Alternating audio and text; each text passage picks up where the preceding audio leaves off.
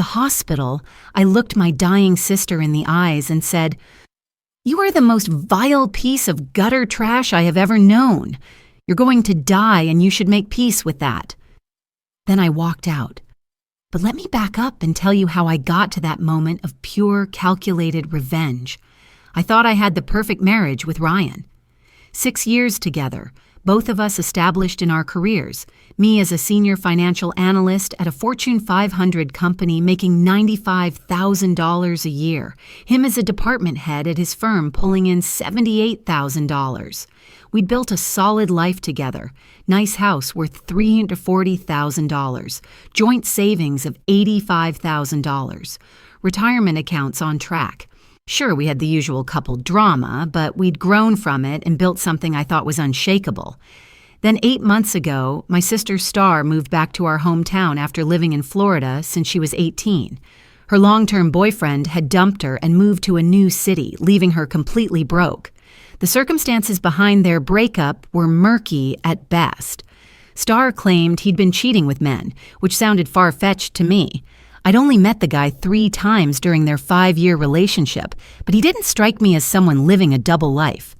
When I tried reaching out to him directly, I found I was blocked on everything. That should have been my first red flag about Star's version of events.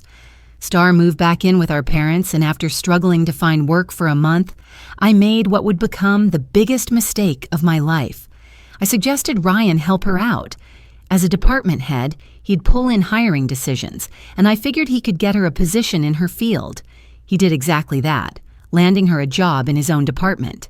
Now, you need to understand the family dynamic I grew up with. Star was always the golden child, especially to our mother, while our father remained spineless whenever Mom made her favoritism obvious. It wasn't one dramatic incident. It was death by 1,000 cuts.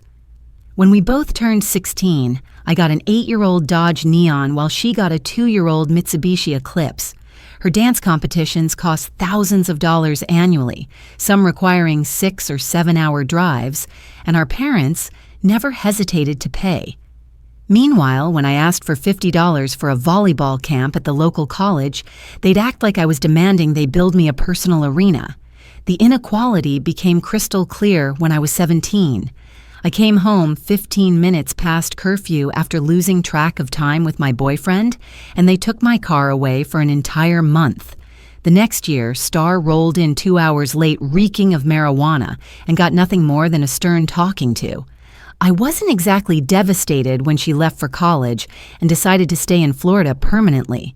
Despite all this history, when Star started spending more and more time at our house, I initially thought it was nice. Maybe she was finally making an effort to be closer to me. Then I started noticing how familiar she and Ryan were becoming. They'd talk about everything at length, developing inside jokes that excluded me.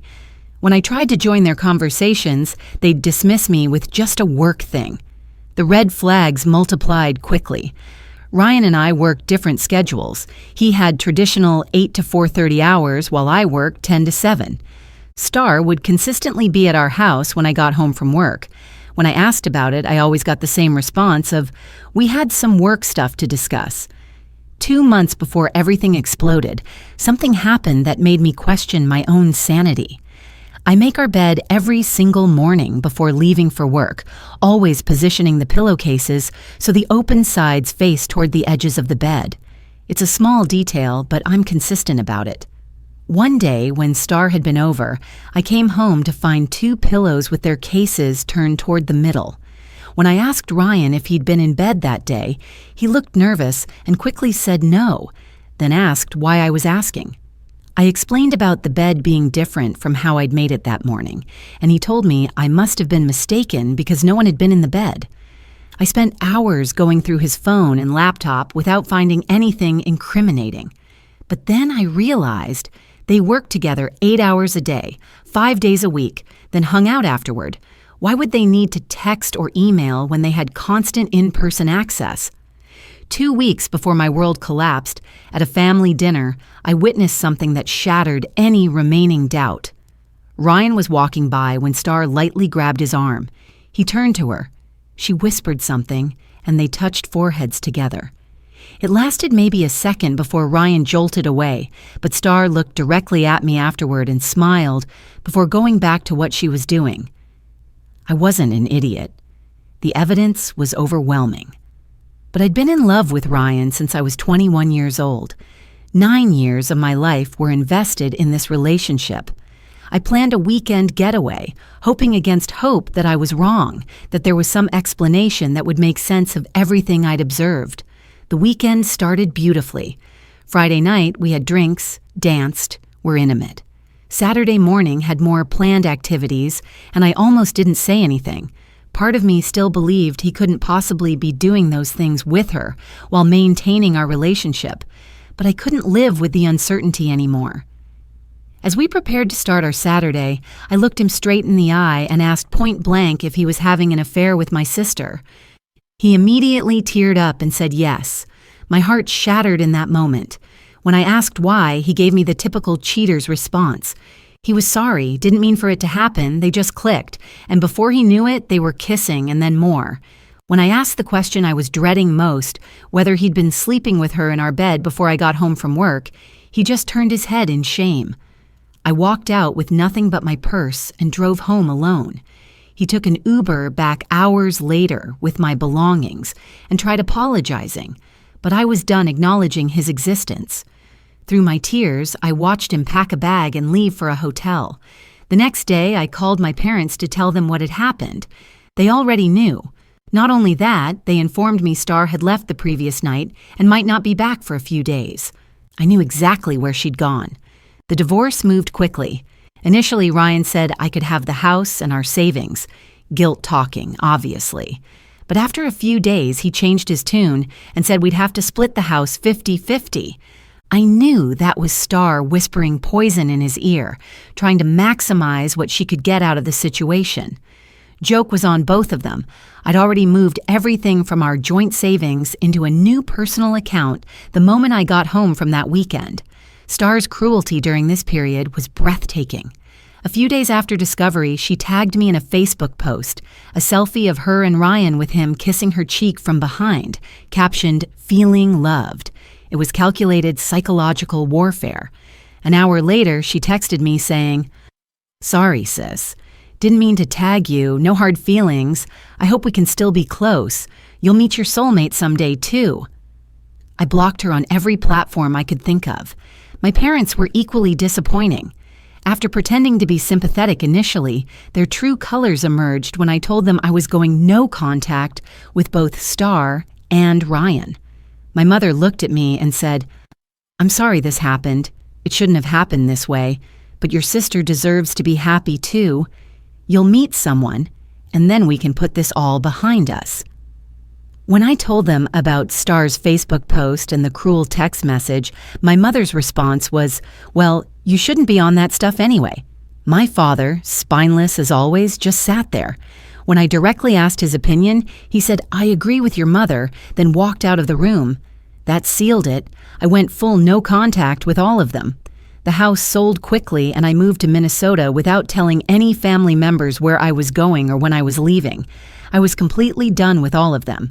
4 years passed. I threw myself into therapy, processing the trauma from the betrayal and abandonment. It was difficult work, but I met James, a chef who owns a successful restaurant with his twin brother. James was everything Ryan wasn't. Honest, loyal, supportive. We got engaged, and I was building the life I'd always wanted. Then the audacity reached new levels. 9 months after I'd moved, despite being completely no contact and not telling them my location, I came home to find a wedding invitation in my mail.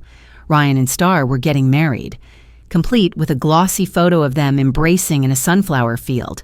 Attached was a letter from my parents demanding I forgive and put all this behind us because we're a family and families work through problems. Most insultingly, they claimed Star wanted me to be a bridesmaid just like she was for me. The letter reopened every wound I'd worked so hard to heal in therapy. I didn't respond, but I did figure out which extended family member had leaked my address and cut them off too. 2 more years passed peacefully. I married James, became involved in the restaurant business, and built a real family with people who actually cared about me. Life was good. Then Ryan showed up at my apartment. He looked polished, like he'd dressed specifically to impress me. When I asked what he wanted, he launched into a pathetic speech about wanting to talk, being sorry for what he'd done, and how he and Star were divorcing because he'd figured out she was unfaithful throughout their entire marriage. The audacity was staggering. He wanted closure. I looked him directly in the eye and delivered my response. No, I give you no closure. You made your own bed. Did you really think that woman who's had more visitors than the Holiday Inn was suddenly going to put up a no vacancy sign just because you put a ring on it? You're even dumber than I thought. I forgive nothing. I want nothing from you. I don't care. I'm better off now, and that will always be the case. You can go to hell. I turned around, went back into my apartment, and locked the door. My landlady's nephews soon escorted him off the property with a trespassing warning. But Ryan wasn't done. The next night at James's restaurant, he had the nerve to sit at my table uninvited. James immediately came over, recognizing him from photos. When James offered to kick him out, I said I had a few questions first. Pure, morbid curiosity about how spectacularly his life with Star had imploded. Ryan confirmed she'd been having affairs with multiple married men throughout their marriage. When I asked if he'd protected his assets, he smugly replied that he'd stuck it out almost another year specifically to hide money and sell off assets, so she got a fraction of what she would have otherwise. Smart move, actually. When I asked what happened to her after their divorce, he said she'd had to move back in with my parents. Perfect. That was exactly what I wanted to hear. I told him he could leave, and James escorted him out with another trespassing warning. Another year passed. James and I now had our first child together, and I was working part-time managing the restaurant offices. Life was beautiful. Then my former family started their final, desperate play. It began with my mother sending messages through new social media accounts, giving half-hearted apologies and asking about her grandson. I shut that down, immediately saying, "You do not have any grandchildren. I am not your daughter, and thus my children have no relation to you. If you want grandchildren, encourage Star to do what she does best." I blocked every new account she created. Then Star herself started reaching out, saying she desperately wanted to speak with me. After 3 weeks of persistent attempts, I agreed to one Zoom call, me only, no kids visible. The moment we connected, they immediately started asking to see my children. I was firm, saying, "They have 3 grandparents, James's mother, father, and grandmother. That's it." Star looked terrible, and my parents appeared old and tired. They went through the motions of apologizing, with Star claiming she was wrong and wanted her sister back. My mother launched into her usual garbage about family loyalty. When she finished, I said, "Is that all you got? I'm going to go." They frantically begged me to wait, and the facade finally dropped. Star had been having kidney problems for the past couple of years. Her kidneys were failing, and she needed a transplant. Family members were the most likely viable matches, which was why they'd been so persistent in tracking me down. The audacity was breathtaking. "So you want me to save her? After what she did, my husband wasn't enough. Now she needs a body part from me too?"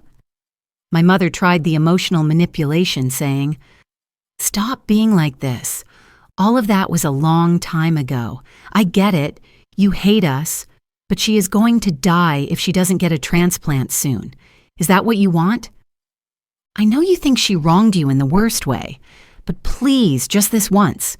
Can we set that aside?" Then my father actually spoke up, saying, "Look, we're sorry for all that happened, but we've got some pretty big problems. Between her medical bills and not being able to work, your mom and I are getting older and have our own problems. We need you to come back to Missouri and see if you're a match, but we also could use some help or we might lose the house." There it was. "So you need my kidney and my money?" Star played her final card, saying, "Please, just come home. I need my big sister. I don't want to die. Can you just come and see if you're a match? If you're not, we will never contact you again. I told them I needed to think about it and do some research. James supported whatever decision I made, but I knew what I was going to do. This was the opportunity I never thought I'd get. The chance to look Star in the eye and deliver the ultimate consequence for destroying my life. I got tested in Minnesota first. When the results came back showing I was indeed a perfect match, I agreed to come to Missouri. By the time I arrived, Star had been admitted to the hospital with complications. I met with the transplant doctors who explained the entire situation. Star had maybe 6 months without a transplant. They went over the process and made a huge deal about how perfect of a match I was, emphasizing that the likelihood of finding a more viable donor was essentially zero, and the sooner we scheduled surgery, the better Star's chances. Then we all went to Star's hospital room where my parents were waiting. The doctor repeated everything: the 6-month timeline, the perfect match, the urgency of scheduling surgery soon. I walked over to Star's bedside and took her hand. I gazed into her big brown eyes and said, "Did you hear that? I am a perfect match. Essentially, I'm the only person who can save you, and I'm not going to.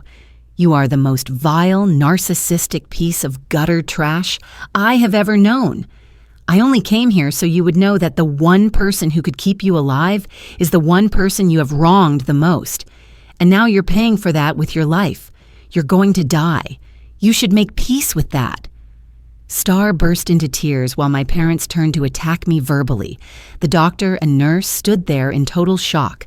I looked at my parents and delivered my final words to them, saying, "Don't even talk to me, and don't you dare ever ask me for anything again. The only money I would ever spend on you would be for your funeral, under the stipulation that you be cremated and the ashes released to me, at which point I will promptly deposit your remains in the dirtiest toilet I can find." Then I walked out of that room and never looked back. I'm back home now, my real home, surrounded by my real family, and I couldn't be happier. Star got exactly what she deserved: the consequences of a lifetime of selfishness and cruelty. Sometimes the universe delivers perfect justice, and sometimes you get to be the one who delivers it personally. This was my moment, and I regret nothing.